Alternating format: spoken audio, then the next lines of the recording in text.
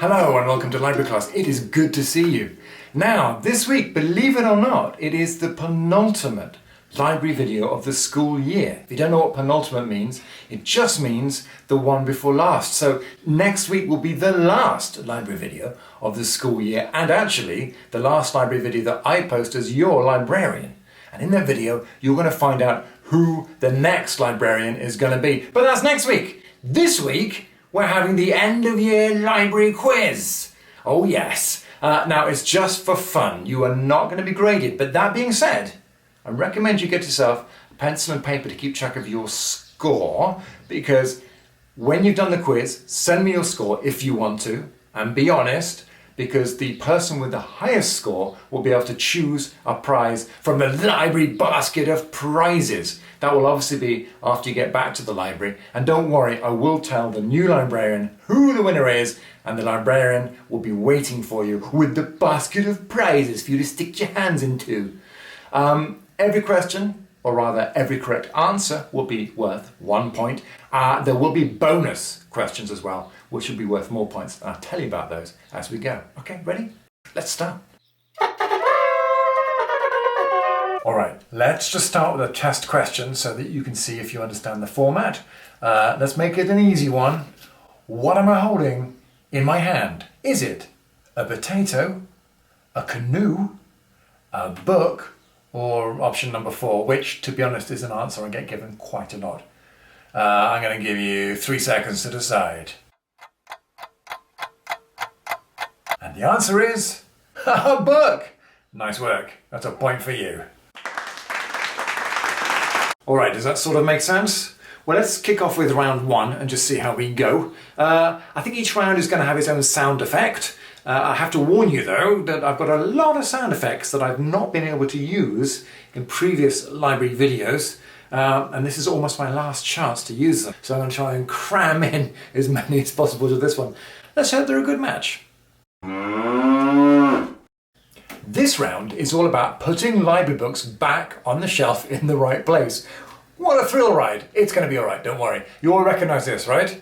This is a Captain Underpants book written by the amazing Dave Pilkey, but it is not yet a library book. It is missing its spine label. I've got to put that on. You remember spine labels, I hope. It's been a while since you were in the library though, so just in case, these are spine labels right at the bottom of the spine of the book here. And this is like the address of a book. It tells me and you guys where to put the book back. Which shelf does it go on and whereabouts on the shelf. It's pretty important. My question to you is, what am I going to write on this spine label? These are your choices. Y-A pill, J pill, J dav, or J cap. I'm going to give you 5 seconds.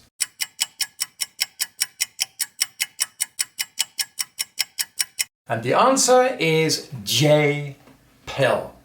Well done if you got a point for that. The J, of course, stands for junior fiction. We do have a lot of YA readers of Captain Underpants, young adult readers that is, as well as some adult readers, me for example. But the biggest fan group for Captain Underpants definitely comes from our junior readers. The PIL comes from the first 3 letters of Dave Pilkey's second name.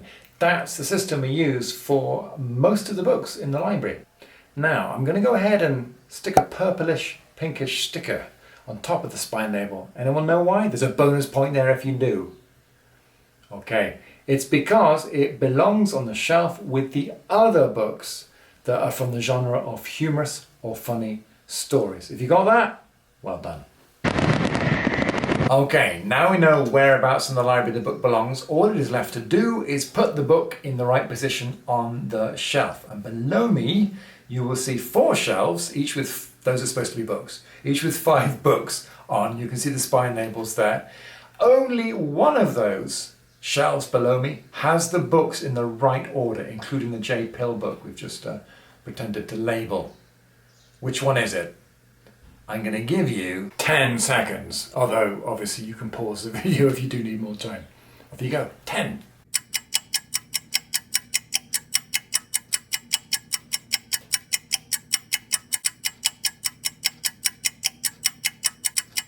The answer is number 2.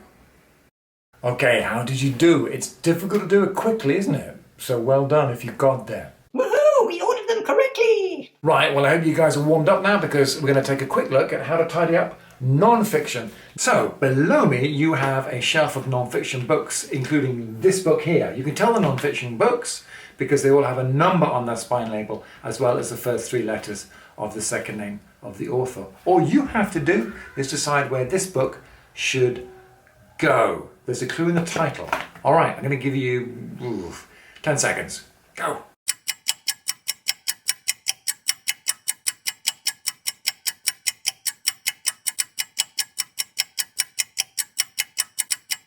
Okay, did you shelve it correctly? It should have gone here. Also, I'm going to give anybody who noticed that 2 of the books were out of order 5 bonus points. Which 2 books was it? The first 2 books. Take a look at them. Here we go. That's the right way around. Nicely done. Hooray! Yes, well, I did warn you. Anyway, this round is all about fairy tales. Although instead of granting you 3 wishes, I'm going to grant you 3 questions, which sounds like the worst swap ever. I'm so sorry. Anyway, below me you can see 4 statements about fairy tales, except only one of those statements is correct. Your job is to tell me which one it is. The statements are: fairy tales always have fairies in them. The Little Mermaid was written by the Brothers Grimm. Most fairy tales date back to the 1950s, and many fairy tales are folk stories. All right, which one is it? I'm giving you 5 seconds.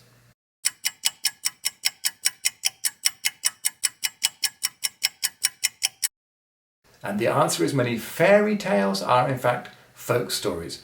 Folk stories get told by word of mouth, sometimes from generation to generation or even between cultures, and often they get written down, and many of those are fairy stories.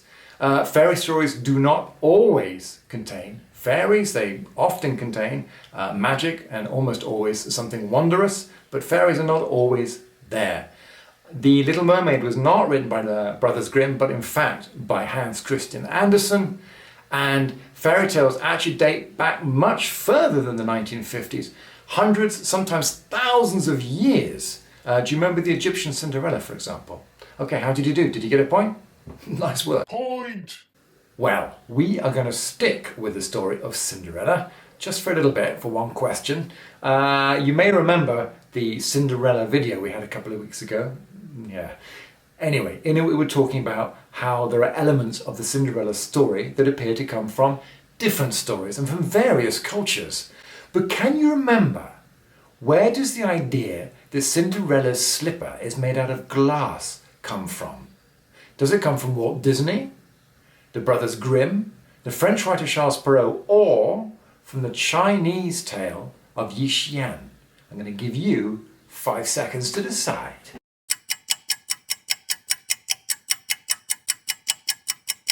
And the answer is Charles Perrault. If you're a French speaker, I am so sorry for my pronunciation, but Charles Perrault wrote an immensely popular version in 1697. And he didn't just come up with the glass slipper either. He was also the first person to think of adding a pumpkin and a fairy godmother. Alright, now a question about fairy tale movies. Which of these 4 fairy tales has not been made into a full-length movie by Walt Disney? Those fairy tales are The Emperor's New Clothes, Little Red Riding Hood, The Frog Prince, and The Snow Queen. I'm going to give you 5 seconds.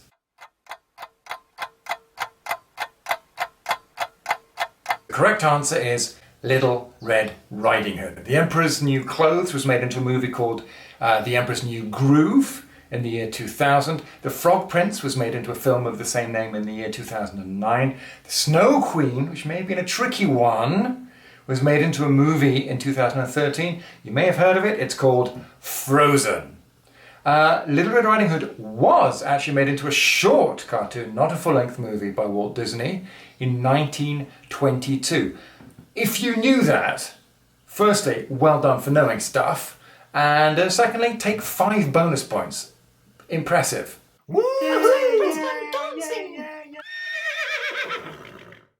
Okay, This round is all about this guy. Do you know who he is? I'll give you a bonus point if you can identify him. Look at the pictures near him for a clue. It's Roald Dahl, one of the most famous and successful writers for children that there's ever been. You have possibly read some of his books. We've certainly talked about him in class. I hope you remember something about him, because I'm going to ask you to name as many Roald Dahl book titles as you can in 10 seconds. If you're panicking a bit, remember that a lot of his books have been made into quite famous films. The most famous, you can have this one for free, is Matilda. Okay, are you ready? Steady. Here's your 10 seconds. Go!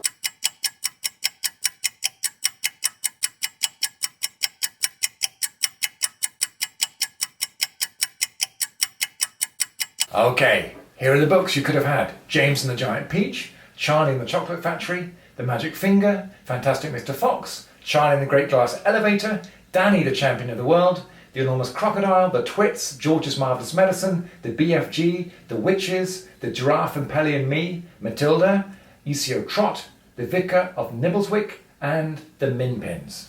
Okay, how many did you get? Don't forget you get a point for each correct title. Well done. Now, check out this fantastic pop-up version of Charlie and the Chocolate Factory. But who did the illustration? He often worked with Roald Dahl. What was his name? You can choose between Arthur Rackham, Dave Pilkey, Quentin Blake, or Axel Scheffler. I'm going to give you 3 seconds. Yeah, it was indeed Quentin Blake. Arthur Rackham's work we've seen in the episode about fairy tales. He illustrated fairy tales in the late 1800s, early 1900s. Dave Pilkey, of course, is the writer and illustrator of Captain Underpants and Dogman.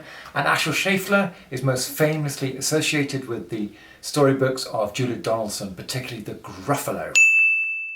A few months ago, we read a little bit of this book, Boy, which is Roald Dahl's memoir about his own childhood. In it, he describes a wonderful sweet shop or candy store run by a horrible old woman who was mean to Roald Dahl and his friends. The boys decide to take revenge, but how do they take revenge? Do they throw a water balloon? Do they pretend to be a ghost? Do they put a mouse in a jar of sweets, that's a jar of candies? Or do they put a newt in a jug of water? A newt is a small amphibian. I'm going to give you 4 seconds for this.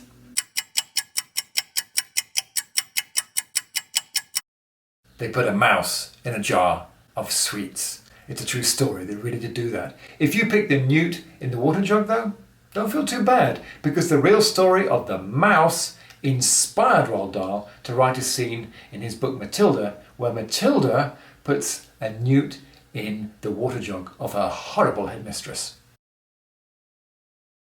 Hi there. Okay, so we've reached the final round, finally. And this is a Guess Who I Am round. I'm going to give you 4 clues to help you guess the person I'm talking about. Every time I give you an additional clue, you get 1 less point. You start off with the opportunity to win 4 points. Here's your first person, and here is your first clue. Oh, although I should point out that these are people that we've studied in library class, and recently too. It's not just random people from around the world. You have got a hope of finding out who they are. Okay, first clue. She was a scientist. If you can get it from that clue, you get 4 points. Okay, moving to another clue. She lived in Lyme Regis in England in the early 1800s. You get 3 points if you can guess it from those 2 clues. Okay. Third clue for 2 points. She collected and studied fossils. Okay, and for 1 point, her name rhymes with fairy planning. Okay, any ideas? The answer is Mary Anning, who, as you remember, was one of the pioneers of paleontology way back in the early 1800s. An incredible woman. If you didn't watch that video, I really recommend going back and finding out more about her. Okay, let's move to our next person and see if you can guess it. Here's your first clue. He was a scientist. If you can guess it just from that, that's 4 points. Second clue, he was also an explorer. It's worth 3 points. For 2 points, he once electrocuted some horses. Okay, and for 1 point, his name is not Anthony von Thunderpants, which means he must be, well, I'll let him introduce himself. Yes, it is I, Alexander von Humboldt, back again once more with you. Some might say, somewhat surprisingly. But never mind. Wait a minute, what is this? Anthony von Thunderpants? Well, I love it. I'm going to put it on my business card. Okay, auf Wiedersehen. All right, we've reached the final question in the final round. Are you ready? All I'm going to ask you to do is name these two world famous writers that we talked about on World Book Day. You ready? I'm only going to give you 5 seconds for both. So go!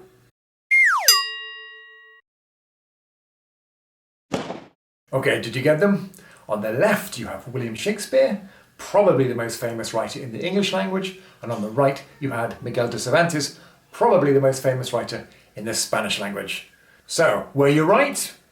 Excellent. We're the best. Yeah, we're great. I'm quite good. Okay, that is the end of library class for this week and the end of the library quiz. How did you do? What was your score? If you would like to share your score with me, you can do that by sending it to the librarian address just at the bottom here. I know I can trust you to put down the right score, yeah?